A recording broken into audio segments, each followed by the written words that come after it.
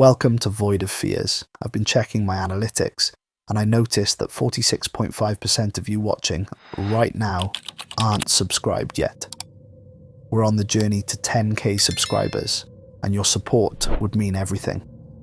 If you're enjoying the content, hitting that subscribe button takes just a second and doesn't cost a thing. You can always change your mind later, but your subscription helps this channel grow more than you know. While you're at it, drop a like on this video to help it reach more people who might enjoy facing their fears with us. Now, let's dive into today's story.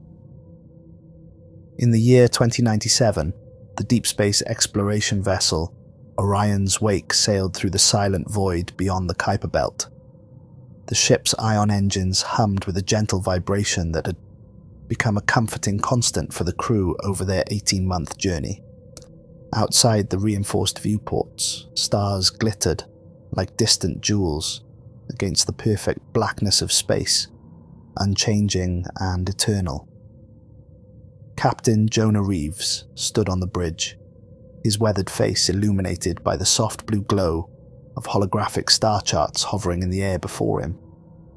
20 years in deep space had etched deep lines around his eyes and silvered his once dark hair, physical manifestations of the countless decisions that had kept his crews alive when others might have faltered. His reputation as a level-headed commander had earned him this mission, to venture further than any human crew had gone before, to push beyond the boundaries of explored space and perhaps find answers to humanity's oldest question, are we alone? Jonah's fingers traced the projected path of their journey, a thin green line stretching into the unknown. His mind wandered to the family he'd left behind on Mars Colony. His daughter would be celebrating her 15th birthday next month. Another milestone he would miss, another sacrifice made in the name of exploration. He wondered if she would understand, or if she would resent him for choosing the stars over watching her grow up. "Captain, you might want to see this." Navigator Lena Voss's voice broke the calm hum of the ship's systems. Her fingers danced across the navigation console with practiced precision, zooming in on an anomaly that shouldn't exist in this empty region of space. Lena had come highly recommended, top of her class at the academy, with an almost supernatural ability to plot courses through the most treacherous regions of space. Some captains had been put off by her willingness to take risks, but Jonah had recognized a kindred spirit, someone who understood that discovery required pushing boundaries. The main display flickered as it rendered the image. There, against the backdrop of endless stars, hovered something impossible. A perfect cube of absolute darkness, enormous and motionless. "Full stop," Jonah ordered, his voice steady, despite the chill that ran down his spine. Years of training had taught him to keep his emotions in check, to be the calm center around which his crew could orient themselves in moments of crisis or uncertainty. "How big is that thing?" Dr. Malcolm Thorne, the ship's lead scientist, adjusted his antique wire-rimmed glasses as he studied the readings scrolling across his screen. The glasses were an affectation.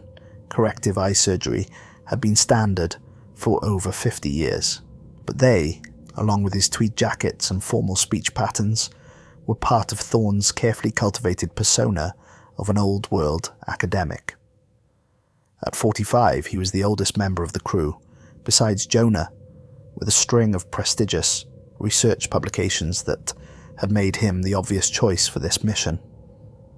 "Approximately 10 kilometers on each side, Captain.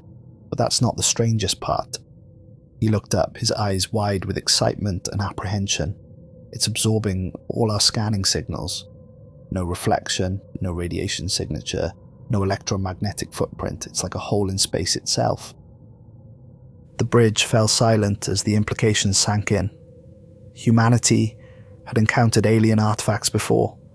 Abandoned outposts, derelict ships, the mysterious ruins on Proxima Centauri b, but nothing like this.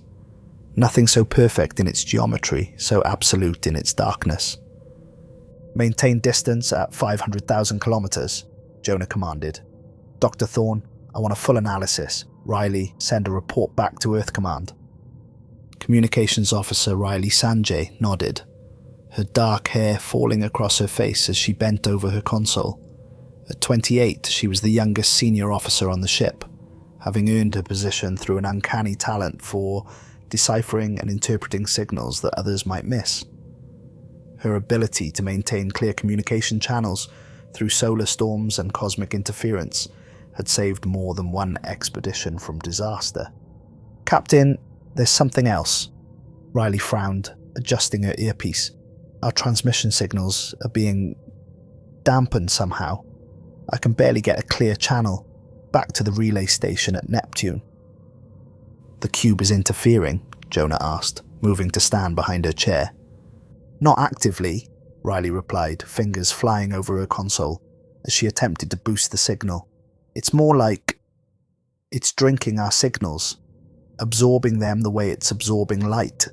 She looked up, concern evident in her dark eyes. I've never seen anything like it. Engineer Isaac Porter entered the bridge, wiping his hands on a rag that had once been white but was now stained with the various fluids that kept the ship's systems running smoothly. His stocky frame and perpetual 5 o'clock shadow gave him the appearance of someone who preferred fixing problems to theorizing about them. Isaac had spent a decade working the dangerous asteroid mining operations in the belt before joining deep space exploration, claiming he needed a change of scenery. His practical knowledge of ships and systems had saved the Orion's wake on more than one occasion. Power fluctuations throughout the ship, Captain, he reported, tucking the rag into a pocket of his utility vest. Minor but persistent. Started the moment we got within 1,000,000 kilometers of that thing. Environmental systems, navigation, even the coffee maker in the mess hall. They're all experiencing micro outages. Dangerous? Jonah asked, always focused on the safety of his ship and crew. Isaac shrugged. Not yet, but I don't like it. It's as if something's tasting our systems, testing them. Medical Officer Harper Quinn was the last to arrive, her tall, angular frame moving with the deliberate grace of someone accustomed to operating in crisis situations. Her dark skin contrasted with the white of her medical uniform, and her close-cropped hair was starting to show strands of grey despite age-retarding treatments. As both a physician and a trained psychologist, Harper was responsible for the physical and mental well-being of the crew, a particularly challenging task on long-duration missions where isolation and confinement could wear down even the most stable minds. Permission to speak freely, Captain? She asked, her accent carrying traces of her Nigerian upbringing. Jonah nodded, valuing her forthright assessments. We should leave, Harper said bluntly. There's something wrong about this object. I can't explain it scientifically, but... She hesitated, uncomfortable with relying on intuition rather than empirical data. It feels malevolent, like it's watching us, waiting. Dr. Thorne scoffed, not bothering to hide his dismissal of what he considered superstition. We are scientists, not superstitious explorers from the Dark Ages. This could be the greatest discovery in human history. A perfect cube of this size, composed of material that doesn't register on our sensors. It defies everything we know about physics and material science. It could revolutionize our understanding of the universe. Jonah considered both perspectives, weighing the potential for discovery against the risk to his crew. His mission was to explore, to push boundaries, to bring back knowledge that would benefit humanity. But his primary responsibility was to the lives under his command. We'll approach cautiously, he decided finally.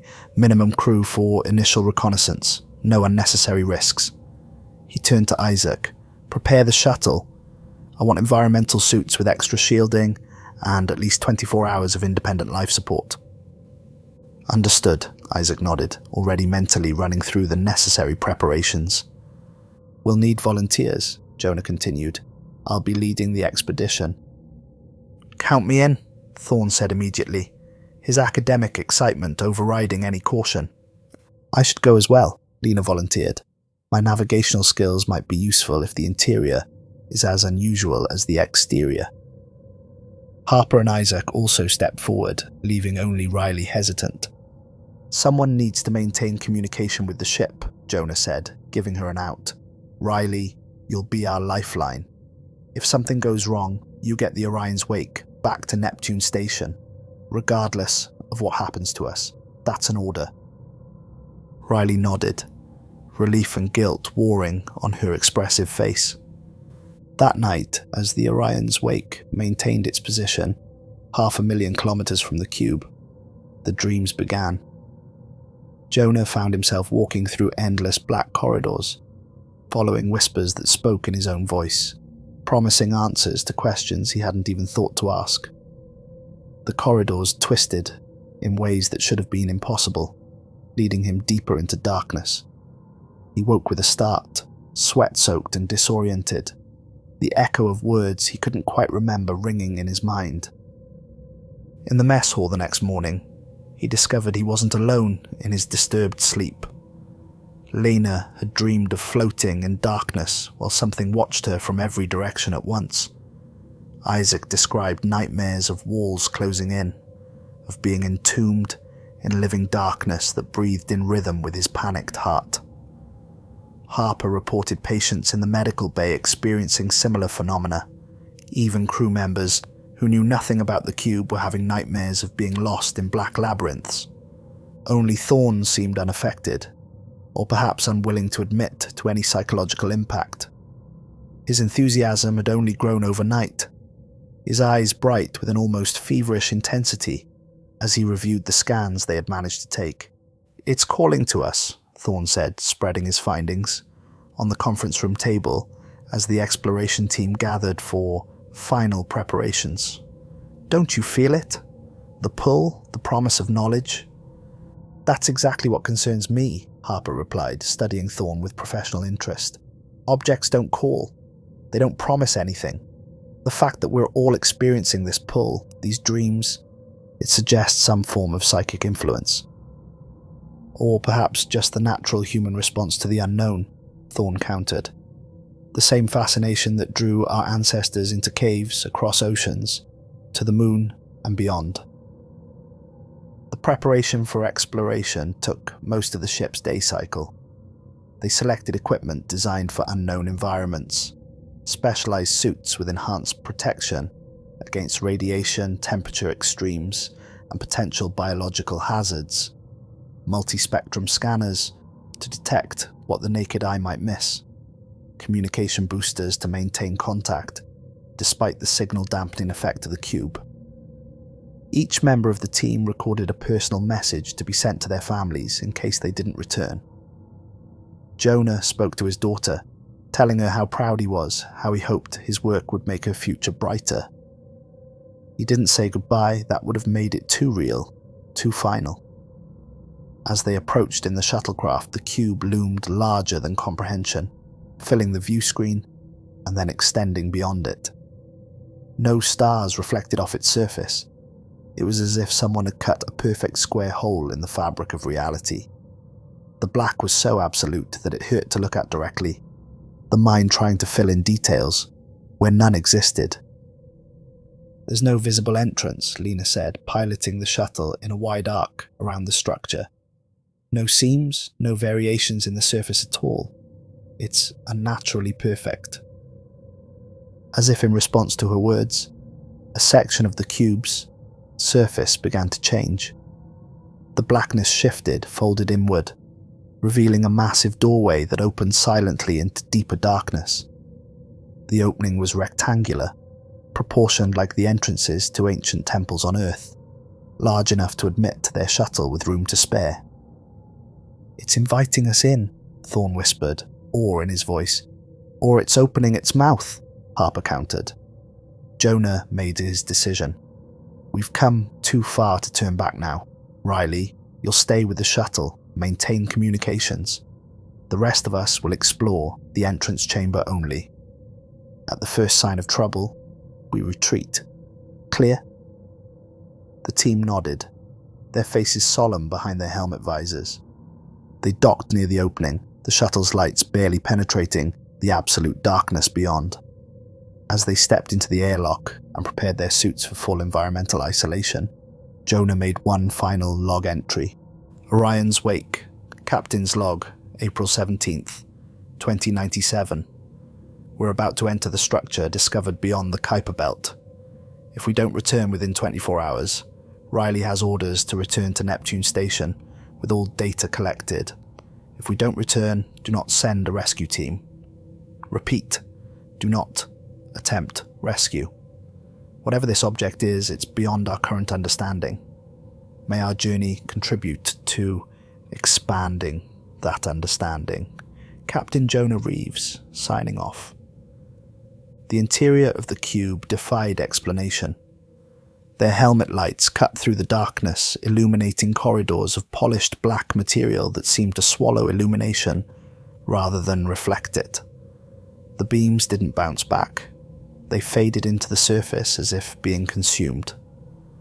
The walls rose at perfect angles, meeting in corners that somehow appeared both precise and wrong, as if they existed in more dimensions than the human eye could process. The floor beneath their magnetic boots was solid, but had a slight give to it, like walking on flesh that had been frozen solid. Each step produced a soft sound, not quite an echo, more like a distant sigh. Temperature stable at 20 degrees Celsius, Isaac reported, checking his instruments. Air composition, breathable, nitrogen, oxygen, trace gases, all within Earth normal parameters. No detectable toxins or pathogens. Keep your helmets sealed regardless, Jonah ordered. No one argued. They moved deeper, their footsteps echoing strangely, sometimes seeming to return seconds too late, sometimes preceding the actual step.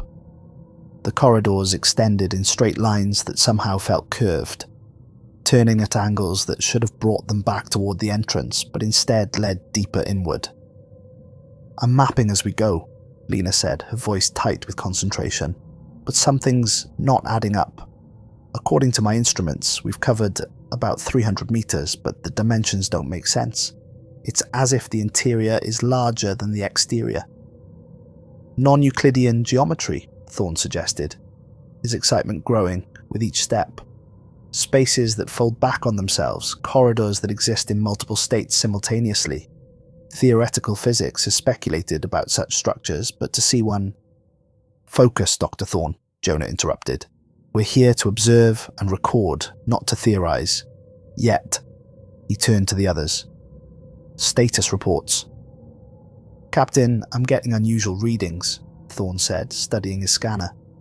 The material of these walls, it's not registering as any known element.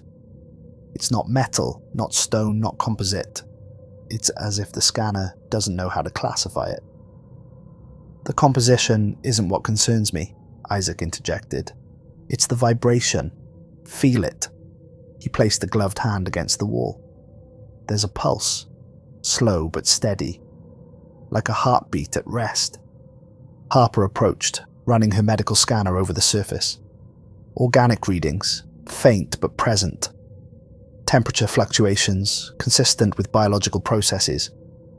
Captain, this place, I think it might be alive. The team exchanged uneasy glances, the implications sinking in. If the cube was alive, then they weren't explorers, they were invaders, or perhaps prey.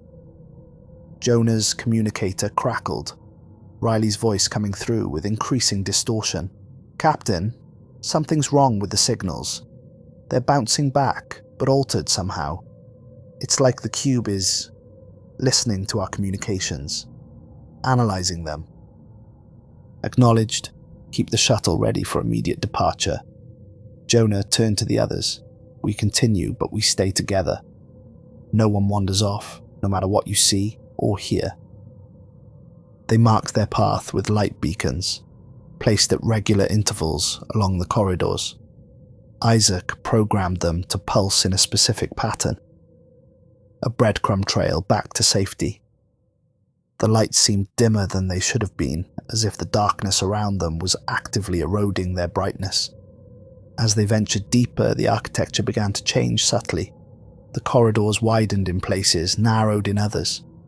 Sometimes the ceiling rose beyond the reach of their lights. Sometimes it pressed down uncomfortably close to their heads. The walls remained the same featureless black, but occasionally they thought they saw patterns in the surface, swirls and whirls like fingerprints, gone when examined directly. 2 hours into their exploration, they found the first sign that they weren't the only visitors to this impossible place. In a chamber slightly larger than the corridors, with a ceiling that arched overhead like the nave of a cathedral, they discovered what remained of someone or something. Skeletal remains lay scattered across the floor, the bones twisted in ways that suggested their owner had not died peacefully. Humanoid, Harper confirmed, kneeling to examine the remains without touching them, but not human. The skull structure is different, more elongated. The limb proportions are wrong, longer, with extra joints here and here. She pointed with a laser pointer. The rib cage has a different configuration entirely, designed to protect organs we probably can't even imagine. How old are these remains? Jonah asked, keeping his distance. Harper shook her head. Without proper equipment, impossible to say with certainty. There's no decomposition in the traditional sense. No bacteria here to break down tissue. These could be decades old, or millennia. Thorne pushed forward eagerly, his scientist's curiosity overriding caution. If we could bring a sample back, analyze the genetic structure. He reached for a small bone fragment that might have been part of a finger. Don't touch it, Harper warned, but too late. The moment Thorne's gloved fingers made contact with the skeletal fragment, his body went rigid. A visible shock passed through him, his suit's external sensors lighting up with electrical activity warnings. He convulsed violently, his arms and legs jerking as if being pulled by invisible strings. His breathing came in short, panicked gasps, visible as fog inside his helmet. "Hold him," Jonah commanded, and together with Isaac, they restrained the thrashing scientist. Through the clear visor of his helmet, they could see Thorne's eyes roll back, showing only whites. From his throat came sounds no human should make, clicks and hisses and tones that modulated in impossible ways, rising and falling in what might have been language, but nothing their translation software could identify. Then, as suddenly as it began, the seizure stopped. Thorne's body went limp in their grasp, and for a terrifying moment, Jonah thought he might be dead. Then the scientist's eyes fluttered open, focusing once more. What happened?" Thorne asked, his voice hoarse. "You tell us," Harper said, scanner already assessing his vital signs. "You touched the remains and had some kind of seizure. Your neural activity spiked off the charts. If we were on the ship, I'd have you in an isolation chamber being treated for potential possession." "I don't remember." Thorne shook his head, but something had changed in his demeanour. His earlier excitement had dimmed, replaced by a quiet, watchful quality. His gaze kept drifting to the walls, as if hearing something the others couldn't. I felt connected, for a moment, to something vast. "We're heading back," Jonah decided, not liking the distant look in Thorne's eyes or the way his speech patterns had subtly altered. This was meant to be a preliminary exploration only. We'll return with proper equipment after we've analysed what we've learned so far. As they turned to retrace their steps, Isaac froze. "The beacons," he said, voice tight with apprehension. "They're gone." Sure enough, the corridor behind them stretched empty and unmarked, identical to every other passage they had traversed. Where they had placed their first light beacon, a device designed to operate continuously for weeks. There was nothing but smooth black surface. "That's impossible," Lana insisted, checking her navigation data. "We placed them every 20 meters. I recorded the coordinates of each one." "Not impossible," Isaac said grimly. "Just very, very bad. Something removed them, or the structure is reconfiguring itself around us." Harper finished the thought. The organic readings, the pulse.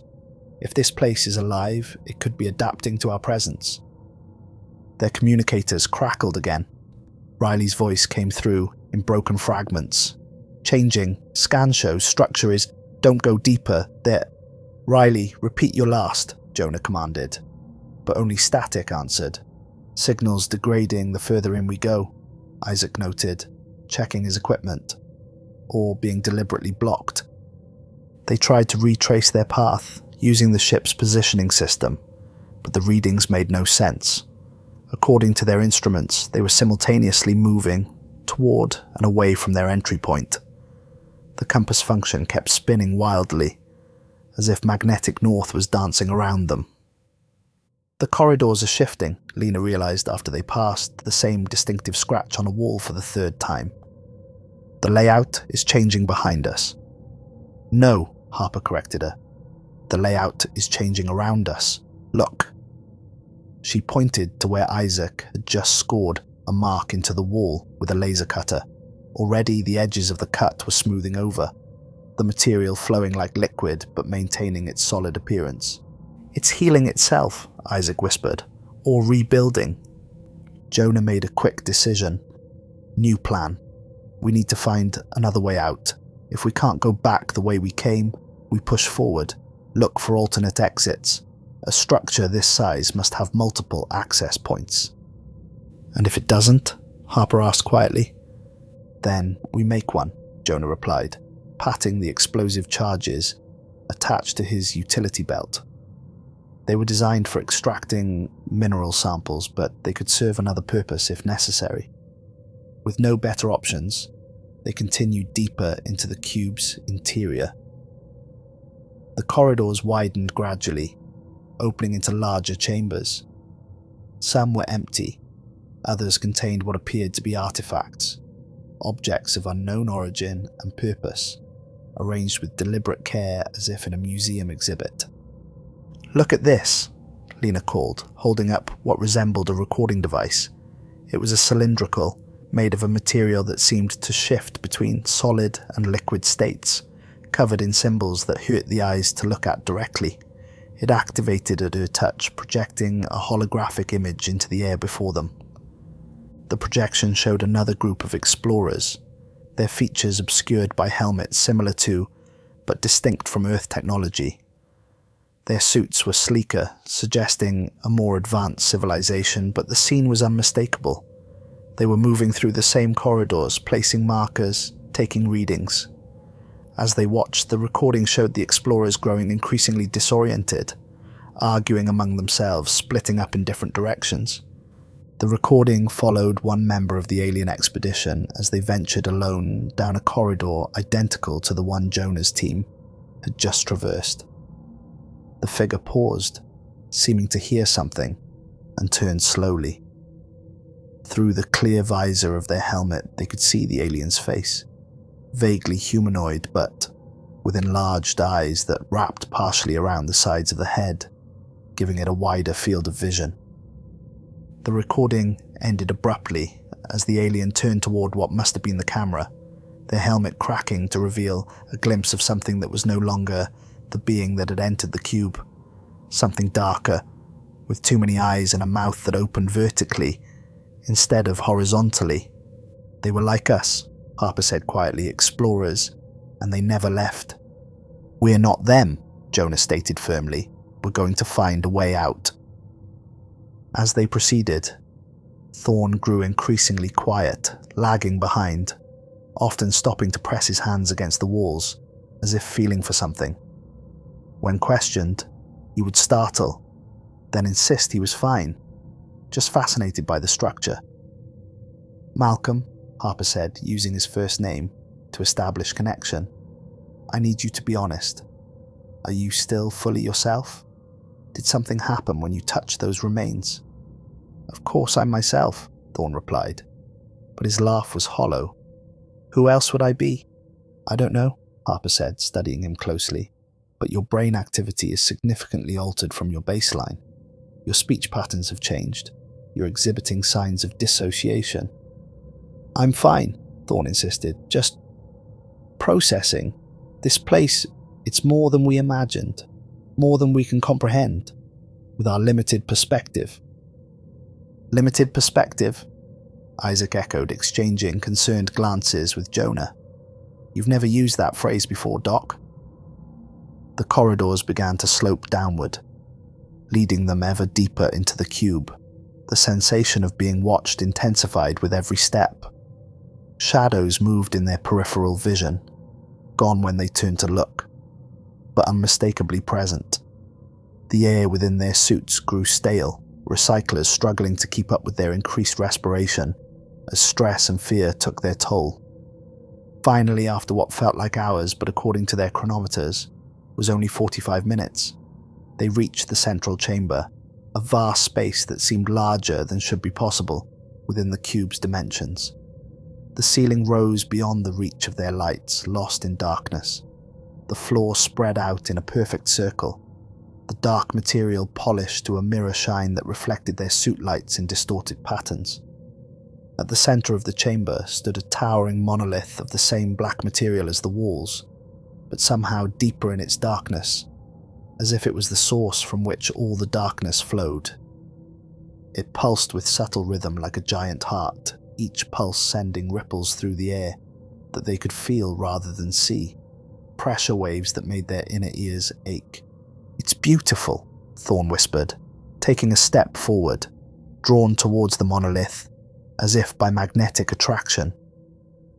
Malcolm, stay back, Jonah ordered, but the scientist either didn't hear or chose to ignore the command. As Thorne approached the monolith, the lights on their suits began to flicker, plunging the chamber into moments of absolute darkness. In those flickering instants, they all saw them, figures moving at the edges of the chamber, tall, slender silhouettes with elongated limbs, their features indistinct but their movements fluid and purposeful. They seemed to gather, watching, waiting. We're not alone, Lena gasped, instinctively moving closer to the others. We were never alone, Harper replied, her medical scanner going haywire with readings. This place is alive with consciousness, but not like anything we recognize. Thorne reached the monolith and placed his hands upon its surface. For a moment, nothing happened. Then a visible wave of darkness passed from the monolith into Thorne's body, his suit lighting up with electrical warnings before shorting out completely. He turned back to them, and when he spoke, his voice had changed. Deeper, resonant, with undertones that made their teeth vibrate in their skulls. You were never meant to be here, he said, but it wasn't Thorne speaking anymore. Yet you are all drawn to the void, like moths to extinction. Curious, exploring, seeking meaning in the spaces between stars. The thing wearing Thorne's face smiled, an expression too wide for human muscles. We have been waiting so very long. The chamber plunged into darkness again, longer this time. Jonah activated his backup light, casting erratic shadows across the chamber. When the illumination stabilized, Isaac was gone. One moment standing beside them, the next vanished, without sound or trace. Isaac, Jonah called, his voice echoing mockingly through the chamber, returning as whispers that didn't quite match his words. Harper's scream cut through the air. They turned to see her backing away from herself. A perfect mirror image stood before her, identical in every way except for the smile, too wide, too knowing, with teeth that seemed slightly too sharp. As they watched in horror the duplicate, Harper raised a hand in greeting, then stepped backward into a wall that rippled like water before solidifying once more. "Run!" Jonah commanded, grabbing Lena's arm. "Back to the entrance, now!" They fled, leaving Thorne standing by the monolith, still smiling that inhuman smile. But the cube had abandoned all pretense of stable architecture. Corridors stretched endlessly, doubled back on themselves or ended in blank walls. Doors appeared in places where there had been none, leading to chambers filled with whispers. The floor inclined steeply upward, then dropped away without warning into pits of darkness. Lena took a wrong turn and disappeared from view. When Jonah and Harper rounded the same corner seconds later, she was gone. Not even a scuff mark on the black floor to indicate where she had been. "It's separating us," Harper gasped, clutching Jonah's arm with desperate strength, picking us off one by one. Their communicators crackled to life, startling them both. Riley's voice came through, desperate but clear. "Captain, if you can hear me, the cube is changing shape. The whole thing is contracting. The entrance is shrinking. You need to get back now." "Guide us," Jonah shouted into his comm. "Send a signal we can follow." Riley acknowledged, and a faint pulse began to emanate through their suit systems, a beacon leading toward the entrance. They followed it through the shifting labyrinth, the walls now actively moving around them, flowing like wax, doorways appearing and disappearing like blinking eyes.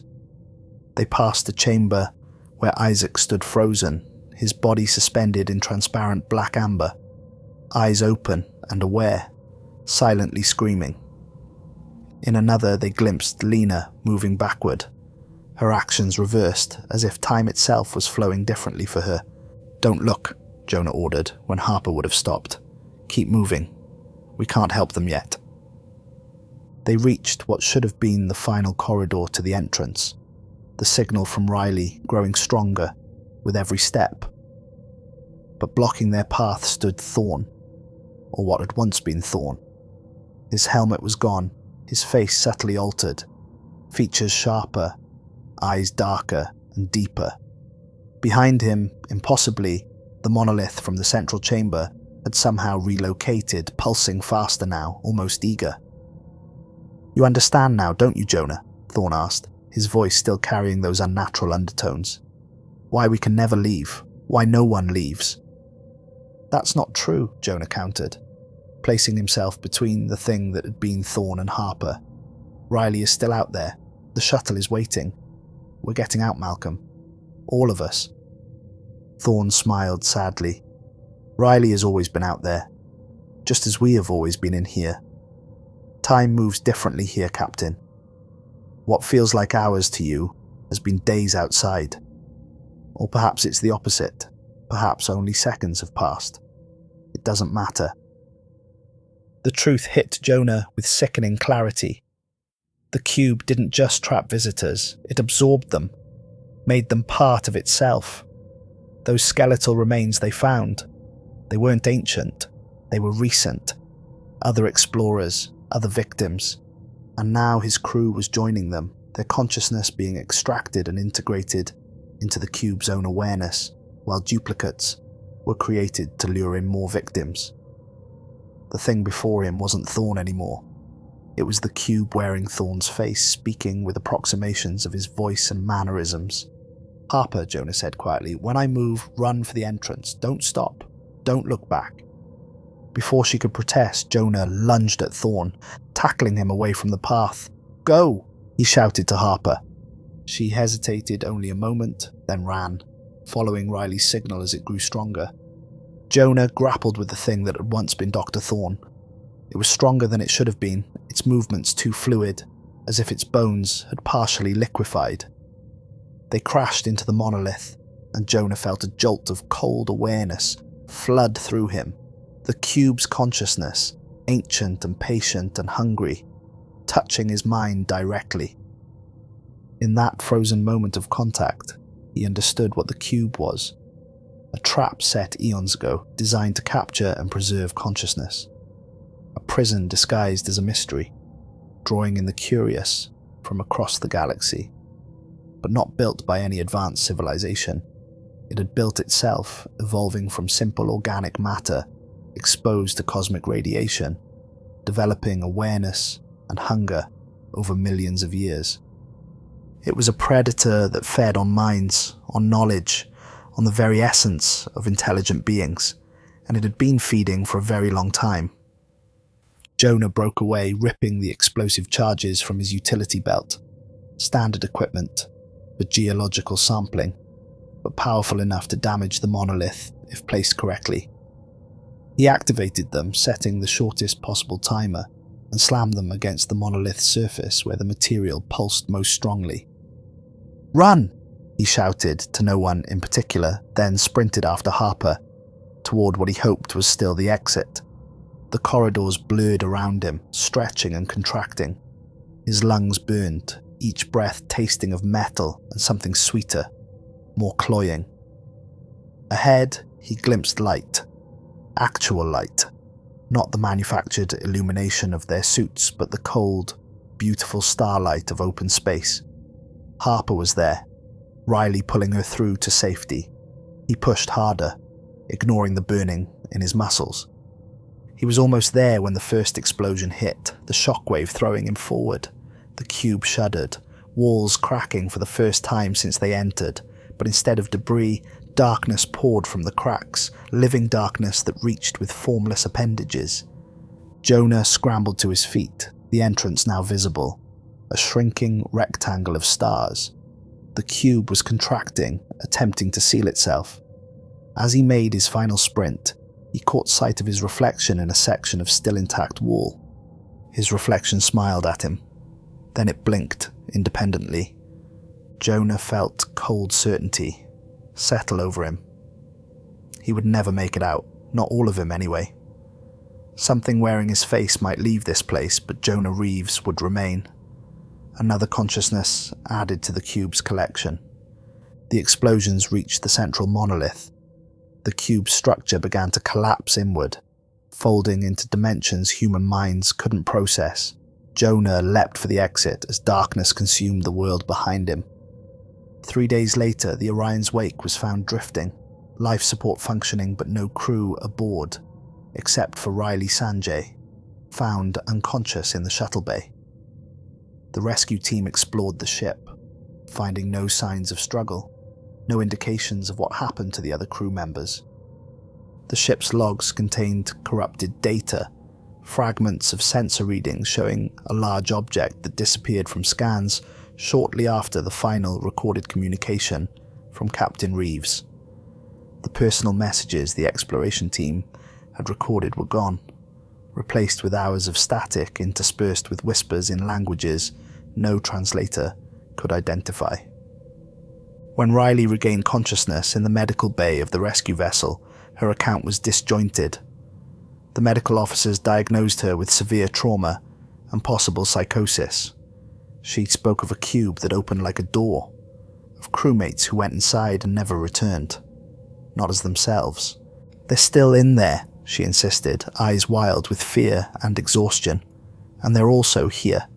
They came back changed, hollow." The rescue team attributed her ravings to the psychological effects of isolation. They found no evidence of the cube in the region of space where the Orion's wake had been recovered. According to their scans, there was nothing there but empty void. But Riley knew better. She could feel it watching, waiting, even across the vast distances of space.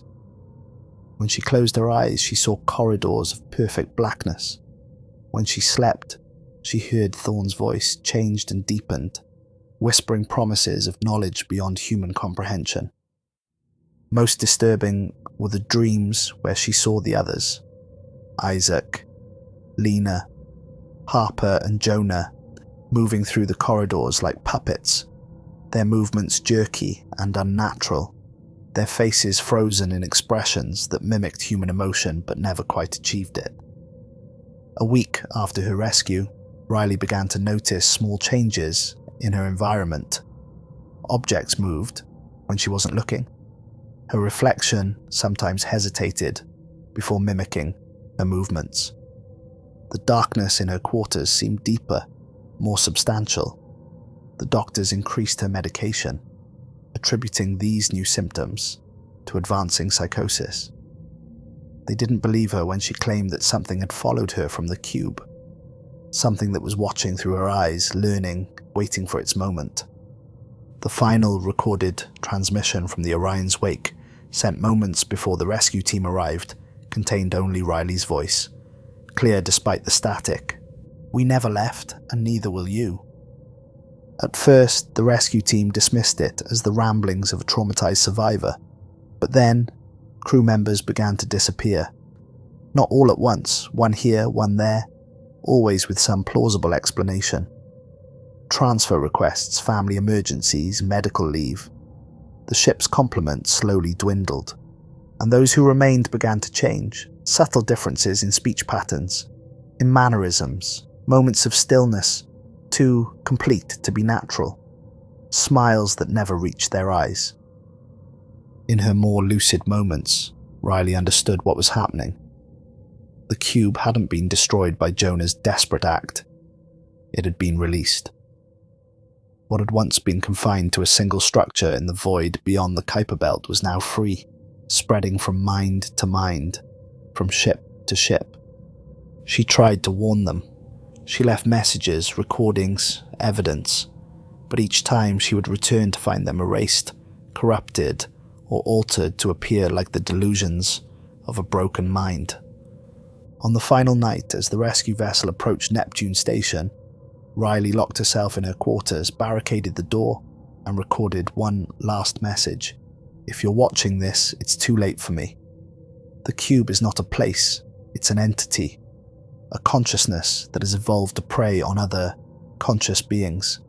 It absorbs minds, knowledge, experiences.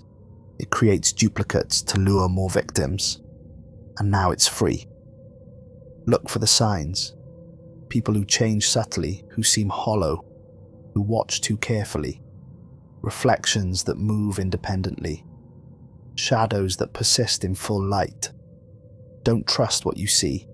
Don't trust anyone who's been in contact with survivors from the Orion's wake. Don't trust. The recording ended there.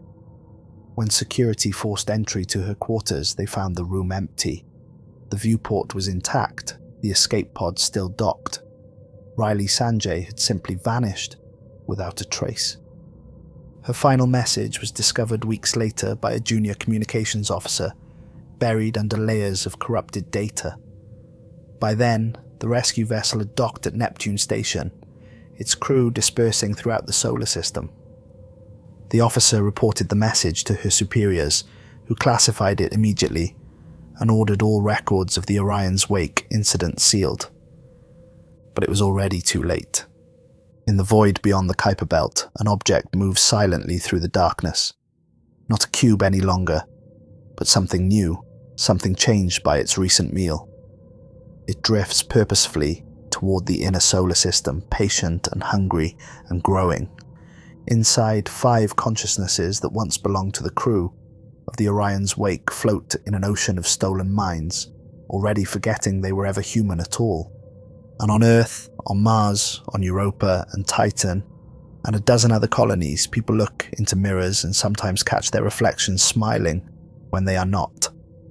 Sometimes, in the darkness of their homes, they hear whispers in voices that sound almost like their own. Sometimes they dream of black corridors that go on forever, and a monolith that pulses like a heart, calling them home. The cube they found in space has found its way inside all of us, and we should never have gone in. But now, it has come into us. Dr. Mira Kapoor leaned back in her chair, rubbing her eyes as she finished reviewing the classified file on the Orion's wake incident. As head of xenopsychology at the Mars Institute, she had been granted special clearance to study Riley Sanjay's final messages and the fragmentary data recovered from the ship's logs. Most of her colleagues dismissed the case as a tragic example of group psychosis, triggered by prolonged space exposure, mass hallucination leading to suicide, or possibly murder-suicide. It had happened before on long-duration missions. The mind could create terrible things when isolated in the vastness of space. But Mira wasn't convinced. The neurological scans taken of Riley during her brief time in medical care showed patterns Mira had never seen before. Brainwave activities that didn't match any known human condition. And then there were the other cases. In the 5 years since the Orion's wake incident, similar reports had emerged from other expeditions. Not many, perhaps a dozen in total, but enough to establish a pattern. Crews encountering objects that defied physical laws. Personnel returning changed, if they returned at all. Communication devoid of emotional content. And always, the dreams of dark corridors and watching entities. Space agencies dismissed these cases as urban legends, the kind of ghost stories spacers had been telling since the first rockets left Earth. But Mira had compiled enough evidence to suggest something more sinister was spreading through human space, a contagion not of the body but of the mind itself. Her research partner, Dr. Eli Chen, entered the secure room, carefully closing the door behind him. His face was drawn with fatigue, his normally immaculate appearance showing signs of stress. "Found something?" Mira asked, noting the data tablet clutched in his hand. Eli nodded, placing the tablet on the desk between them. "I ran the algorithm you suggested, looking for commonalities in crew behavior pre- and post-encounter. There's a pattern in the speech changes." The screen showed a linguistic analysis of communications from various crews before and after their reported encounters. Certain phrasal structures disappeared entirely, emotional markers flattened, sentence complexity increased while referential language decreased. "It's as if they're learning our language from scratch," Mira murmured, "mimicking rather than truly speaking." "Exactly," Eli agreed, "but here's the truly disturbing part." He swiped to a new screen showing a map of the solar system. Red dots indicated the locations of reported encounters. Blue dots showed the current positions of ships or stations where crew members from those encounters had subsequently been posted. The blue dots formed a clear pattern, a spreading network emanating from the outer system inward, following shipping lanes and transfer routes. "It's spreading," Mira whispered. "Whatever this is, it's using our own transportation infrastructure to propagate." "There's more," Eli said grimly. "I've been tracking personnel transfers from affected ships. They're not random. Key individuals are being placed in positions that control communications, security, and transportation networks. It's systematic." A chill ran down Mira's spine as the implications became clear. "We need to alert command. Quarantine procedures." "I already tried," Eli interrupted. "My report was classified, access restricted. I was told the matter was under investigation by the appropriate authorities and to discontinue my research." "Who gave that order?" "Admiral Reeves." Mira frowned. "Jonah Reeves, the captain of the Orion's wake. He's dead." "His brother," Eli clarified, "Thomas Reeves, promoted to Admiral last year after Jonah was declared lost in space. He's been spearheading the investigation into the Orion's wake incident. Apparently, he's the one who's been classifying all the related cases." Mira felt the first stirrings of real fear. If this contagion had reached the highest levels of command, what hope did they have of containing it? "We need to go public," she decided. "Bypass the chain of command. Get this information to every colony, every ship." "With what evidence?" Eli challenged. "We have linguistic analyses and personnel transfer records. Nothing concrete enough to justify the panic it would cause." He was right, and Mira knew it. They needed more. Something irrefutable that would convince even the skeptics. "We need to find Riley Sanjay," she said finally. "She's the key to all of this. If she's still alive." "If she's still herself," Eli corrected. "Either way, she's our best hope of understanding what we're facing." Mira began organizing the files, downloading secure copies to her personal device. "We need to trace her movements after she disappeared from the rescue vessel. Someone must have seen something." A soft chime indicated an incoming message. Eli glanced at his communicator, then froze. "What is it?" Mira asked. "Transfer orders," he said, his voice hollow. "I'm being reassigned to Neptune Station. Effective immediately." Neptune Station, the first point of contact for the rescue vessel that had recovered Riley. The place where, according to their theory, the contagion had first gained access to humanity's infrastructure. "You can't go," Mira said, reaching for his hand. "We'll appeal, find a way to—" "If I refuse, it will alert them that we know something," Eli reasoned. "My transfer might be our only chance to access the original site, find some physical evidence of what we're dealing with." Mira wanted to argue, but the logic was sound. They needed evidence, and Neptune Station was their best lead. "Be careful," she said instead.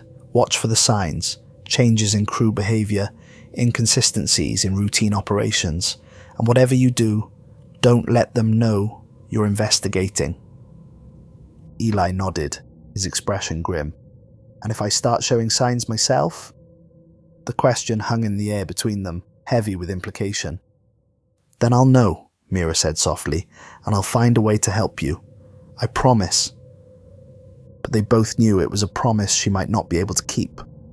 2 weeks later, Mira received her first communication from Eli since his arrival at Neptune Station. It was brief, text only. "Something is wrong here. Crew behaviors inconsistent. Security protocols changing daily. Archives relating to Orion's wake missing. We'll investigate further." 3 days after that, a second message found maintenance logs from rescue vessel. Unexplained power fluctuations during return journey. Crew reported hearing voices from empty rooms. Shadow movements observed on multiple decks. Pursuing lead regarding Riley's last known location. Then silence, 5 days with no communication. Mira sent multiple messages, each more urgent than the last, but received no response. On the 6th day, a final transmission arrived. "They found a cube in space we should have never gone inside. It's beautiful here, Mira. The knowledge, the understanding. I see now why they couldn't explain it. Words are insufficient. You should join us. We're going home soon. All of us." Attached was a series of coordinates, not for Neptune Station, but for a location in the asteroid belt, in a region rarely travelled by commercial or military vessels. Mira stared at the message for a long time, reading between the lines, looking for some hint of the Eli she knew. Finding none, she made her decision. She forwarded all their research to a secure Dropbox with instructions for it to be released to every major news outlet in the system if she didn't return in 30 days. Then, she booked passage on a mining transport headed for the asteroid belt. If Eli was lost, she would find him. If he was changed, she would find a way to change him back. And if neither was possible, she would at least find the truth. The truth about what the crew of the Orion's wake had really discovered out there in the darkness beyond the Kuiper Belt. The truth about what had followed them home. She knew the risks, she had studied the patterns, recognized the signs, but knowledge was humanity's only hope against this silent invasion. Someone had to go. Someone had to see. As her transport left Mars orbit, Mira found herself standing before the small mirror in her cabin. For just a moment, so brief she might have imagined it, her reflection smiled when she did not. She didn't look away. Instead, she leaned closer and whispered, "I'm coming for you, whatever you are, wherever you are. I'm coming." In the void of space, something ancient and patient heard her challenge, and it began to prepare. The cube they found in space had never been just a cube. It had been a doorway. And now that door was opening wider with each passing day, with each new mind it consumed. Humanity had spent centuries looking to the stars, wondering if they were alone in the universe. Now they had their answer. And soon, very soon, they would understand the terrible price of that knowledge. Admiral Thomas Reeves stood at the viewport of his office on Lunar Command, watching Earth rotate slowly below. His brother had been gone for 5 years now, consumed by the entity that had taken the form of a perfect black cube. Thomas had spent those years tracking the spread of the contagion, identifying those who had been changed, and struggling to find a way to fight back. It had been a losing battle from the start. The entity was too subtle, too patient. It didn't announce its presence with violence or obvious takeovers. It infiltrated slowly, replacing human consciousness with fragments of itself, while leaving the host's memories and behaviors largely intact. Only those who knew what to look for could spot the differences, the slight delay in emotional responses, the subtle changes in language patterns, the periods of unnatural stillness. Thomas had assembled a small team of trusted individuals, people he had known for decades, whose minds he was reasonably confident remained their own. They had developed protocols to identify the changed quarantine procedures to contain the spread, but for every carrier they identified, 3 more slipped past their defences, and now Dr. Mira Kapoor was heading directly into the heart of the infection, drawn by the entity's latest lure. Her colleague, Dr. Chen, had already been taken. His final message made that abundantly clear. If Mira fell too, humanity would lose one of its most brilliant xenopsychologists, someone whose insights might have eventually led to a defense against the entity. Thomas had considered stopping her, having her transport intercepted, but doing so would alert the entity to his awareness, compromise the limited progress his team had made. Better to let her go, to use her as bait to locate one of the entity's nexus points, perhaps even to find Riley Sanjay, the one person who might hold the key to understanding what they were fighting. His secure terminal chimed, indicating an incoming message on the highest priority channel. Thomas entered his authentication code, and the screen illuminated with the face of Dr. Varius, his chief xenobiologist. "We've completed the analysis of the sample," Varius reported without preamble. Dark circles under his eyes testified to sleepless nights spent in the secure laboratory. "It's unlike anything we've ever seen. The cellular structure, if we can even call it that, reshapes itself continuously. It adapts to any environment, any stimulus." "Can it be destroyed?" Thomas asked, cutting to the heart of the matter. Varius hesitated. "Technically, yes. Extreme heat, certain radiation frequencies, specific chemical compounds. They all disrupt its function temporarily, but it learns. Each exposure teaches it how to resist that particular method." "So we'd need to hit it with everything simultaneously," Thomas mused. "A coordinated attack on all known infection sites." "That's assuming we've identified all carriers," Varius cautioned. "If even one survives..." "It begins again," Thomas finished grimly. "I know." They had recovered the sample from the personal effects of a crew member from Neptune Station. A small, black shard, no larger than a fingernail, that seemed to absorb light, rather than reflect it. Under the microscope, it moved with purpose, reshaping itself in response to stimuli. Tests confirmed it contained fragments of human DNA, specifically DNA matching that of Dr. Eli Chen. The entity wasn't just copying human consciousness, it was incorporating human biology into itself, learning from it, evolving. "There's something else," Varius said, his expression grave. "We've detected a signal emanating from the sample, extremely low frequency, almost undetectable, but it's there." "What kind of signal?" "We're not sure. It doesn't match any known communication protocol, but it's structured, purposeful, and it's directed toward the coordinates in the asteroid belt, the same ones Dr. Kapoor is heading toward." Thomas felt a chill of comprehension. "It's communicating, reporting back to whatever is out there, or receiving instructions," Varius suggested. "Either way, this confirms the entity possesses a centralized intelligence. It's not just a viral contagion spreading mindlessly, it's coordinated." That was both terrifying and hopeful. Terrifying because it meant they faced a conscious opponent with planning capabilities. Hopeful because centralized intelligence implied a central point of vulnerability. "Keep analyzing the signal," Thomas ordered. "I want to know what it's saying, and if possible, how to disrupt it." As Varius signed off, Thomas turned back to the viewport. Somewhere out there, in the darkness between worlds, the entity that had taken his brother was growing, spreading, preparing, and Dr. Mira Kapoor was flying directly into its embrace, unaware that she was both hunter and hunted. Thomas closed his eyes, recalling the last message he'd received from Jonah before the Orion's wake went silent. "If we don't return, do not send a rescue team. Repeat, do not attempt rescue." He had disobeyed that order, sending the rescue vessel that had recovered Riley Sanjay, and unknowingly, the first seed of the entity. His brother had tried to warn him, to protect humanity from what he had discovered, and Thomas had failed him. He would not fail again. Opening his eyes, Admiral Reeves made his decision. Dr. Kapoor would not face the entity alone.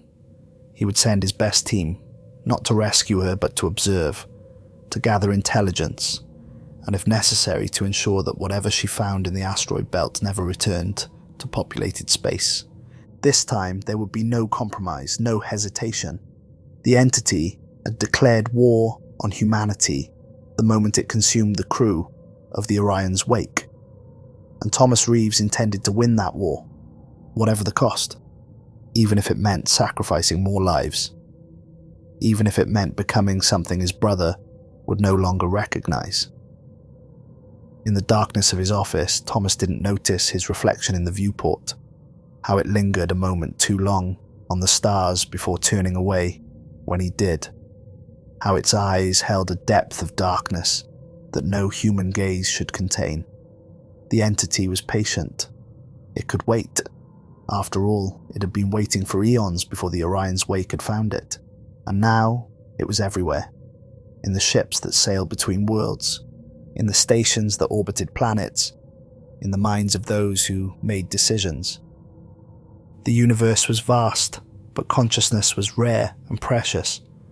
The entity would consume it all, one mind at a time, until nothing remained but the perfect, absolute darkness from which it had been born. And in the void beyond human understanding, something ancient and hungry smiled with 1,000 borrowed faces.